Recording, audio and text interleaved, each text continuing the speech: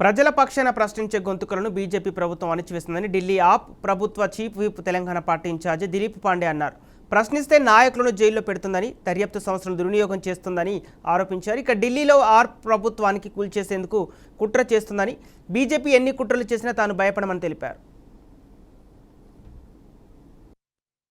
मिलने के तुरंत बाद मैं आ नहीं पाया, लिहाजा ये मेरा पहला विजिट है इस स्टेट में। और इस विजिट के तहत तेलंगाना राज्य के जितने भी पार्लियामेंट्री कॉन्स्टिट्यूएंसीज हैं और जितने भी डिस्ट्रिक्ट्स हैं जहां पे आम आदमी पार्टी के पदाधिकारी हैं, वॉलंटियर्स हैं, एक्टिव मेंबर्स हैं, पिछले 2 दिनों से लगातार उन सभी के साथ संवाद की प्रक्रिया चल रही थी। हम उनसे डायलॉग कर रहे थे, उनके आइडियाज, उनके सजेशंस, उनकी ग्रीवेंसेस, उनके कंप्लेंट्स। मैं खुद एक एक करके सबसे हमने मुलाकात की, सबसे बात की और बहुत सिंसियरिटी और सीरियसनेस के साथ उनके सजेशंस को, उनकी कंप्लेंट्स को, उनके ग्रीवेंसेस को सुना गया, दर्ज किया गया।